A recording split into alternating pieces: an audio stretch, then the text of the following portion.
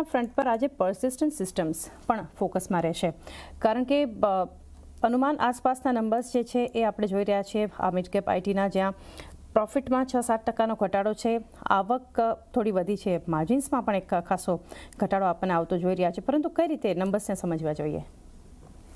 તો અગર આપણે પર્સન સિસ્ટમની હમણાં હાલમાં વાત કરશું તો જેવી રીતે નંબર્સ ફ્રન્ટ પર અગર આપણે જોશું તો આપણને રેવન્યુના ફ્રન્ટ પર એક આપણને ગ્રોથ જોવા મળ્યો છે, પ્રોફિટેબિલિટી પણ મેન્ટેન રહી છે, માર્જિન્સ પણ અગર આપણે જોશું તો ત્યાં પણ આપણને મેન્ટેન સ્ટેબિલિટી દેખાઈ રહી છે. સો ઓવરઓલ રિઝલ્ટ જેવી રીતના આવ્યા છે કંપનીના આપણને સ્ટેબિલિટી દર્શાવી રહી છે.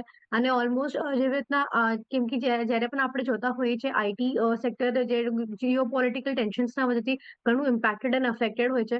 સો આવા સિનારીઓમાં પણ અગર સ્ટેબિલિટી વાળા આપણને રિઝલ્ટ અગર જોવા મળે છે, it is one kind of એક સારું એક ફેક્ટર આપણે કહી શકીએ છીએ. અને વેરેઝ અગર આપણે જે સોલ્યુશન્સ અને બધામાં પણ કંપનીનું જે ગાઈડન્સ છે એ હજી ઘણું ઓપ્ટિમિસ્ટિક જ આવ્યું છે. કંપની એમના જે ટેકનોલોજી સ્પેશિયલી એઆઈને લઈને જે એમના હજી ડેવલપમેન્ટ્સ અને સોલ્યુશન્સ અને હજી પ્રોડક્ટ્સ ડેવલપ કરી રહ્યા છે. સો એના ચાલતા આગળ ઘણું એવું પોટેન્શિયલ આપણને વેલ્યુ અનલોકિંગ આપણને રેવન્યુ ફ્રન્ટ પર હજી હાઈ વિઝિબિલિટી આપણને ગ્રોથ જોવા મળી શકે છે આગળ લોંગ ટર્મ પર્સપેક્ટિવથી. જે રીતના મેનેજમેન્ટ પણ ઘણું ઓપ્ટિમિસ્ટિક છે એમના આગળના પ્લાન્સને લઈને. અને આગળ એમ પણ જોશું તો કંપની એમના જે બેલેન્સ શીટને છે એ આપણને એક કન્ટિન્યુઅસલી ઘણા બધા ક્વાર્ટર્સથી અગર આપણે જોશું તો એક સુધારો આપણને જોવા મળ્યું છે. કંપની એમનું ડેટ ઘણું ઓછું કરી કાઢ્યું છે, ઓલમોસ્ટ ડેટ ફ્રી થવાના સ્ટેટસ પર છે કંપની.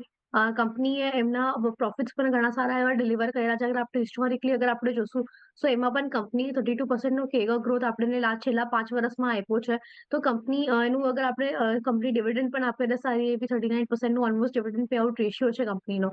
અને જેવી રીતના કંપની હાલમાં હમણાં પાર્ટનરશિપ્સ પણ કર્યા છે ઘણા બધા AWS એવા સાથે, જે એમના આગળ ચાલતા રેવન્યુના ફ્રન્ટ પર હજી ગ્રોથ કરવામાં હેલ્પ કરશે. તો જેવી રીતે ઓવરઓલ ટ્રેજેક્ટરી કંપનીની હમણાં હાલમાં ચાલી રહી છે એ સારી એવી સ્ટેબિલિટી અને ઓપરેશનના અંદર એક આપણને એક સ્મૂથ ઓપરેશન દર્શાવી રહી છે.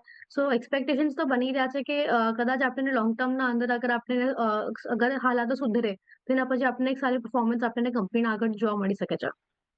તો એક વ્યૂ જે બનતો જોઈ રહ્યા છીએ પરસિસ્ટન્ટ, આજે એક નંબર્સના કારણે એક ફોકસ આપણે ખાસ કરીને રાખવાની છે.